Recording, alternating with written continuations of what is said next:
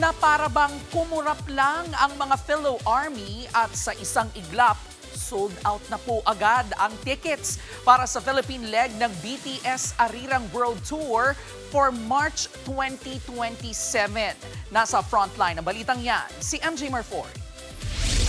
Meet Team Wagi! Sila lang naman ang mga pinagpalang lubos na makakuha ng sure seat sa 2-day concert ng world's #1 music boy group ng henerasyong ito, ang BTS. Gaganapin yan sa Philippine Sports Stadium sa March 2027. Pero no joke ang maging successful Philo Army. Ang queue, pang 34,000 at pang 24,000 ang queue numbers ko. Hiu. Isa sa mga sumakses, ang beauty queen army na si Megan Young. Nadaan ni Megan sa tiyaga na malamang may kasama ring dasal ang pag-secure ng kanyang ticket. Pero hindi lahat nagtagumpay. Okay guys, Bardagulan Day 2. Meet Team Sawi, kung saan kabilang ang vlogger na si Al. For 3 days, walang sawa siyang nagbantay o nag-camp at nakipagbardagulan. Hanggang kaninang tanghali sa general ticket selling, bigo pa rin si Al. Option to iiyak po.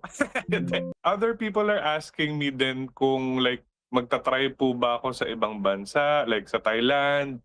I have other friends na while booking yung tickets here sa Philippines, simultaneously they were also trying to book tickets I think in Bangkok pero hindi rin sila nakapasok.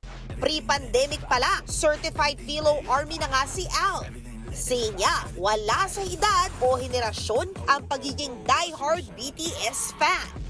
Just like with other boy bands in the past or yung mga girl groups in the past, merong parang representation that we somehow relate to. Kaya tayo nakakonect din siguro dito sa BTS.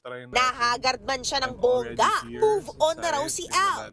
Cheerleader na muna siya sa mga fellow army na sumakses. Makabili lang ng ticket para sa much-awaited na pagbabalik ng BTS sa bansa para sa kanilang Arirang World Tour.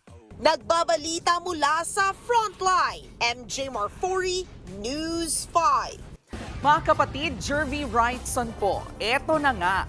Para sa latest showbiz news at iba pang kay-alaman, mag-follow at mag-subscribe na sa social media pages ng News 5.